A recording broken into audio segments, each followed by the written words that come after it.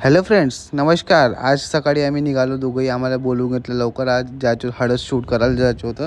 त्या भाऊने बोलवून घेतलं. तो म्हणे मी तुमच्या घराच्या खाली उभा आहे म्हणे. तो आलाच नाही. तो भाऊले फोन कर म्हणे. हा भाऊ म्हणे फोनच कर म्हणे.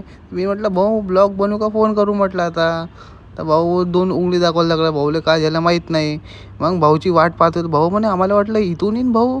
बहीण माय भाऊ तिथून भाऊ. मग इथून भाऊनं हॉर्न वाजवला. हा मागून आलो.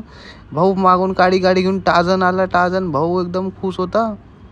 माहीत नाही मग काडी गाडी होती. भाऊ म्हणे भाऊ बी एकदम मस्त काडे कपडे घालून आला. बहीण माय भाऊ दोन उंगलीत दाखवलं. हा बी बनला नरेंद्र मोदीजी बनला.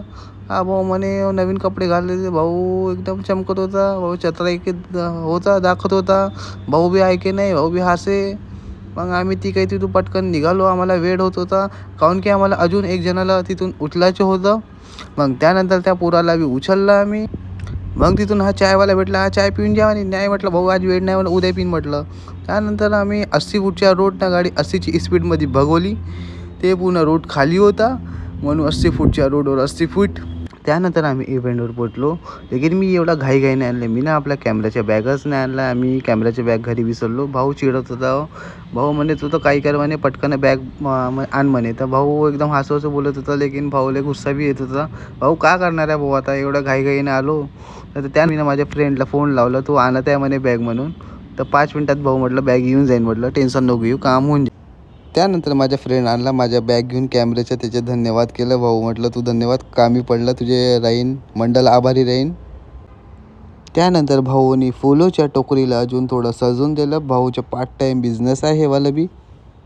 त्यानंतर ब्राईड आली. आमचं ऑलरेडी सेट होतं पुरं सेटअप.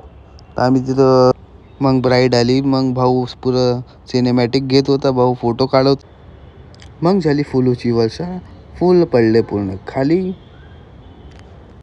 त्यानंतर भाऊनी ब्राईडची फोटो काढली पटकन. त्यानंतर आमचं शूट खतम झालं. तर भाऊनी पटकन कॅमेरा पॅकअप केला. पूर्ण बॅग पूर्ण चेक केली इकडं सामान आहे का नाही भाऊनं पुरं. त्यानंतर आम्ही आपले गॅजेट सर्व बॅग घेऊन तिथून निघालो. तर आम्हाला जायचं होतं काहून की इव्हेंट खतम झाला होता. मग त्यानंतर आम्ही घरी जायला निघालो. हे काल सोमलची माहीत नाही मागं येत होती. सोमलने चढत होती. ते भाऊ म्हणे भाऊ साईडमध्ये घालतो म्हणे, याच्या बाजूमध्ये लावतो म्हणे. बाबूराव गणपतराव आपटे गाडी ठोकून देईन. मग माई म्हणे नवीनवाली आताच घेतली मी ना.